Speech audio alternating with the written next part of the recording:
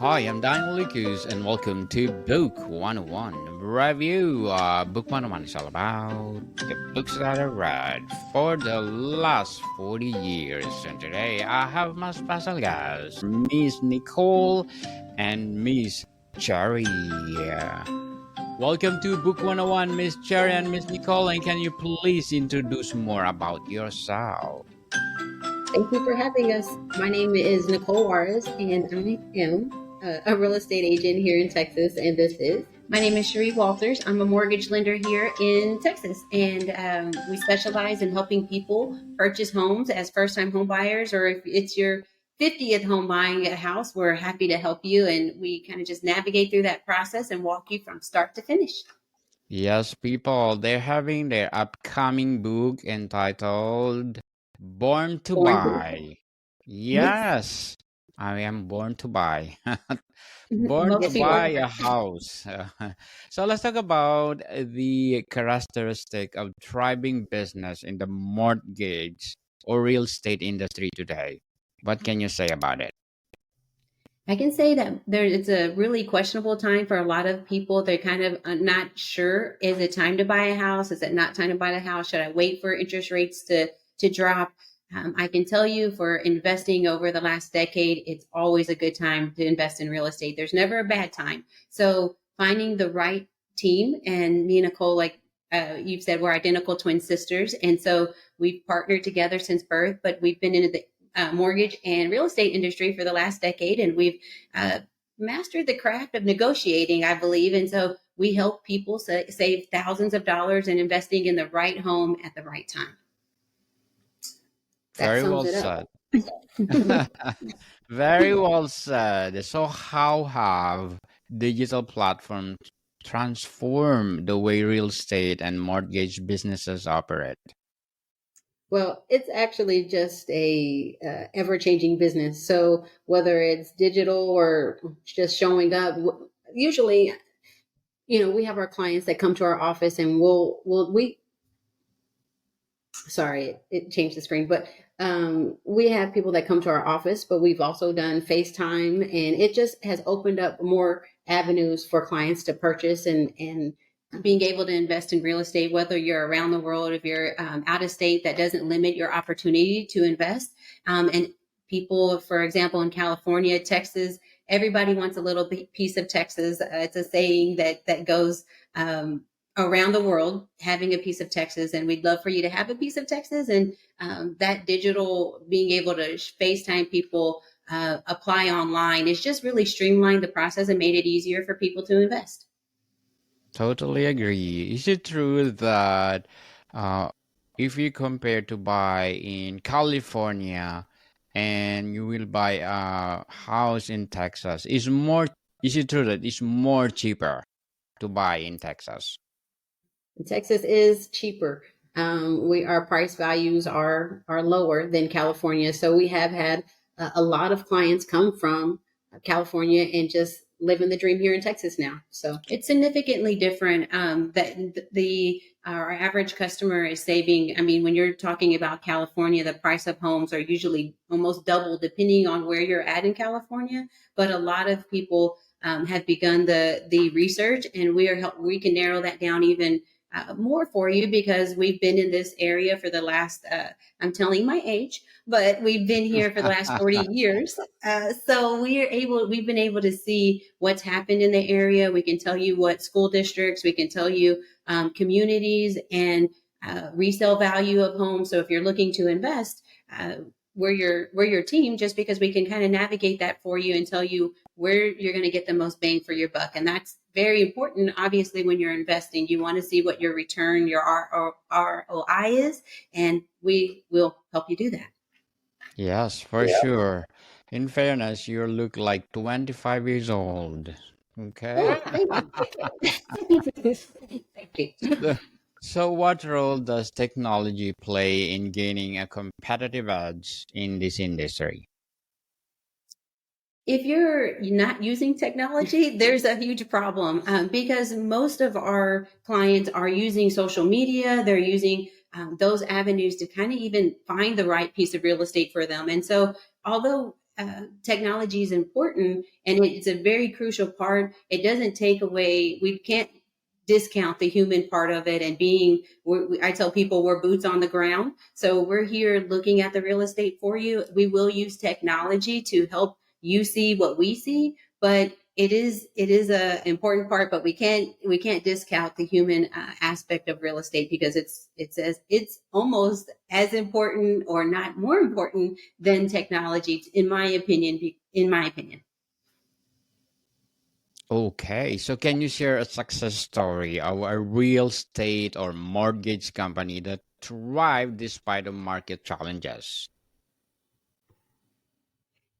There's so many. I feel like my customers or our customers and would tell you that real estate is a very scary process, and they're not sure, like I said, because interest rates are high or they're not from this area. So recently, we had a customer that was had owned a home and a couple hours away. He was a veteran, and he says, "Well, I want to own a home because I'm moving here because of employment, but I think I'm just going to have to rent because I talked to, fill in the blank mortgage company and I wasn't sure I could get approved and I'm not sure how to navigate this process." Well, Nicole listened to that story. She says, "Cherie, I'm not sure how to get them approved, but I know I can find them a house if you can find them the money." So listening to that customer, finding out, can we rent your current home? And he was able to rent the home that in the other city. And then Nicole was able to find him a home here in Texas.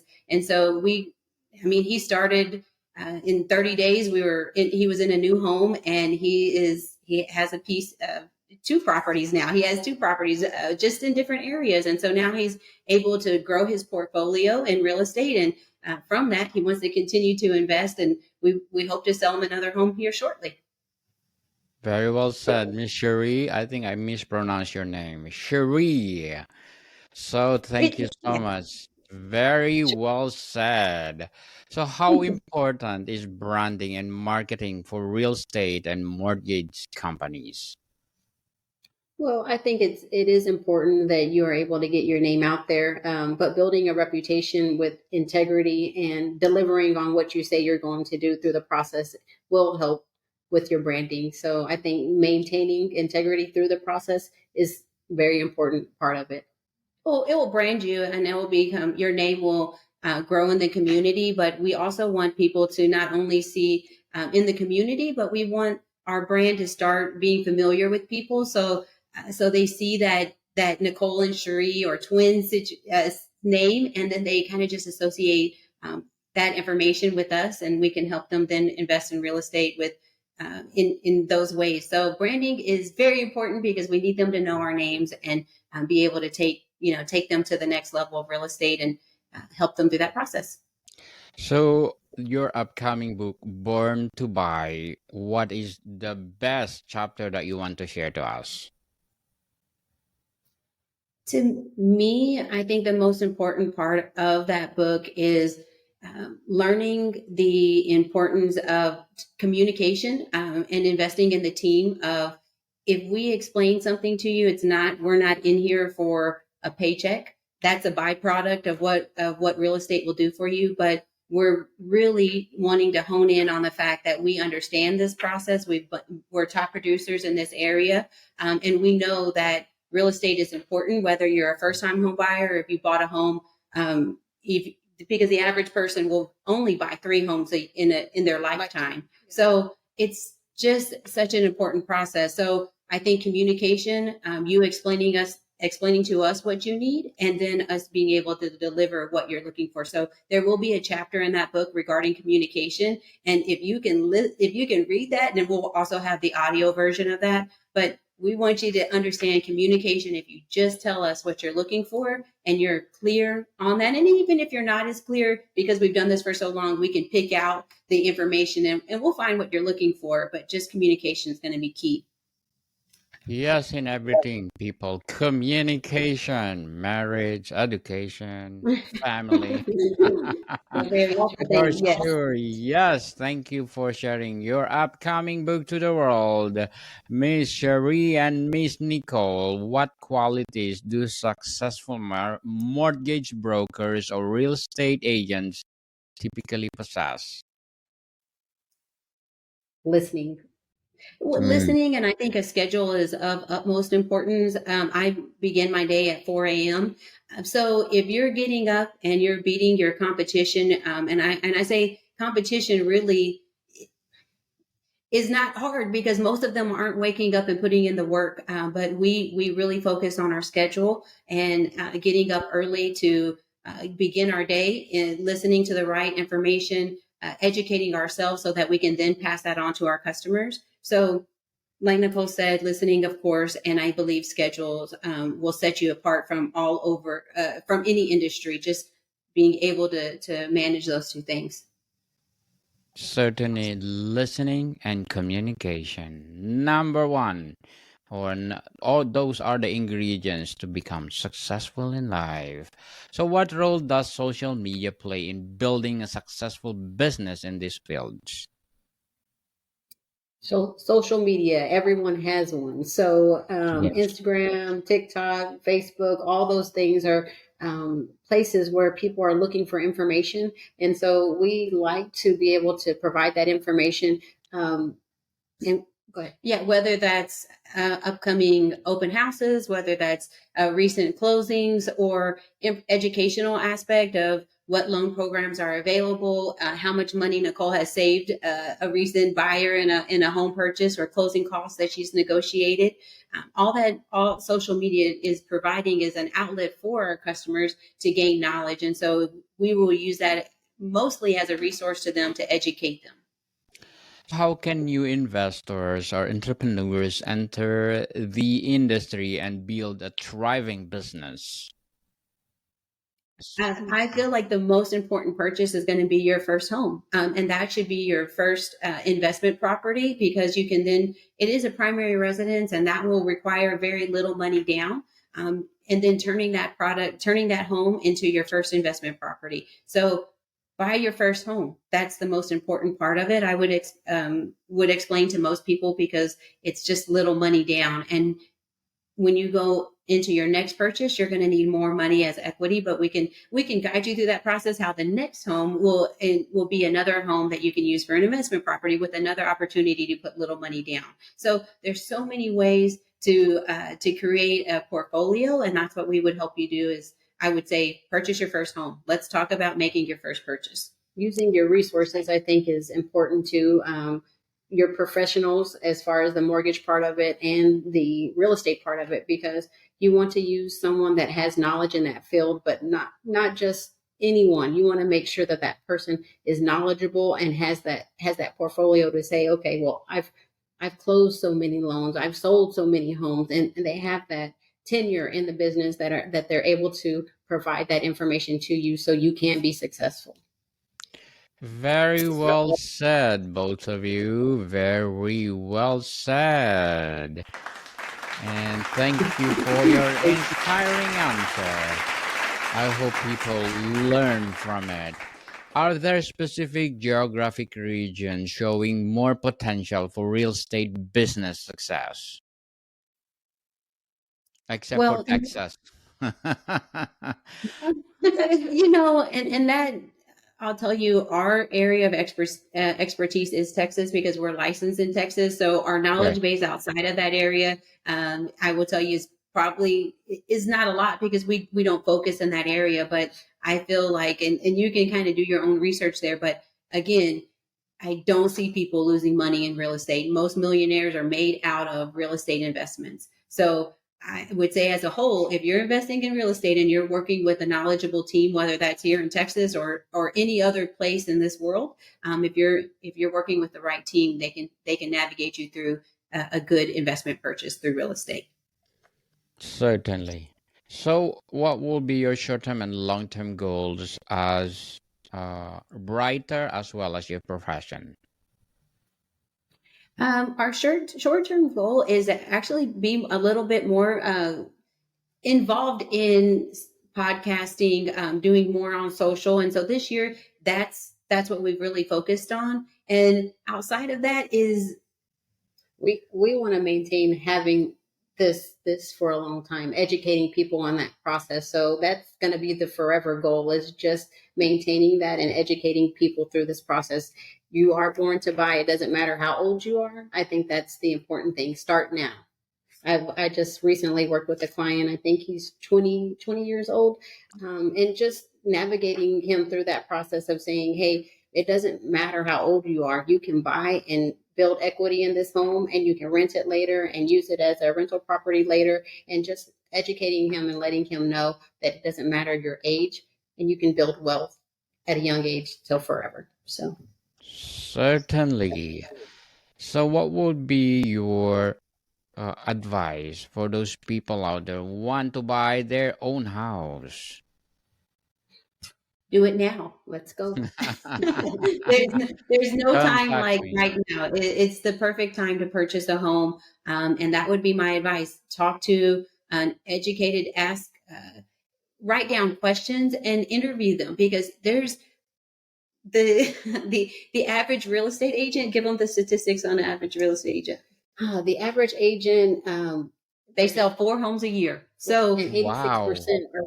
are out of business in the first 5 years. So we're not only in this. I've been in real estate for 12. She's been doing mortgages for 13. But we stood the test of time, and we continue to do that. So experience matters. It matters. So when you're talking to your real estate agent and your mortgage lender, ask them, how long have you been in business? How many customers have you worked with this month? What's your average turnaround time? You have to ask questions, because talk is cheap. Honestly, talk is cheap, Yes. and experience matters. The older, the better, as you're saying. And In you the know what? business.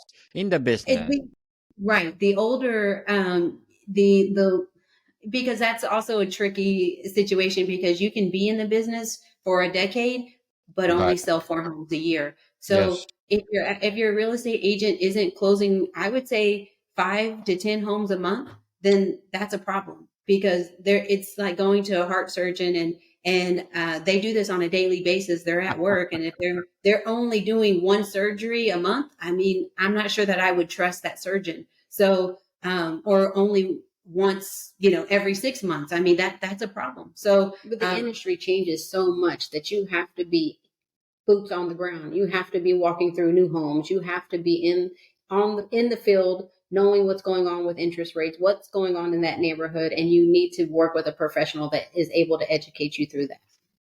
So what advice would you give to someone starting to real estate as I again before? How about for the first timer that they want to buy a house?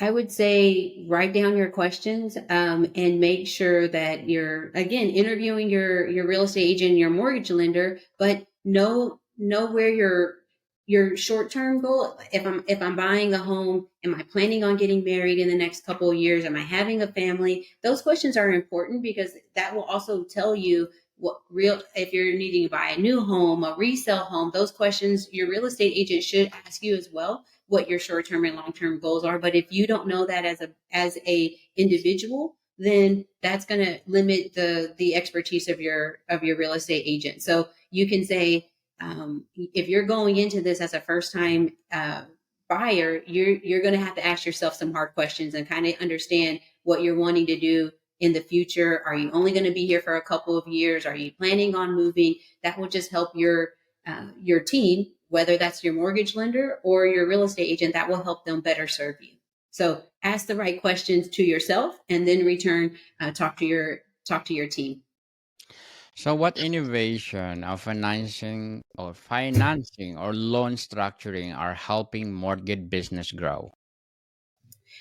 I would say that because interest rates are so high, what we're finding is that sellers are having to pay more to bring down the interest rate. So that's called seller concessions. So there's a way to still get into the market and buy a home, at a lower monthly payment on the seller's expense. So Nicole, negotiate. I'll tell you, she negotiates the crap out of most transactions. And so she's going to get the most for you. And she's going to bring, if the average interest rate is 6.5, and I'm tell you that's kind of where they're at.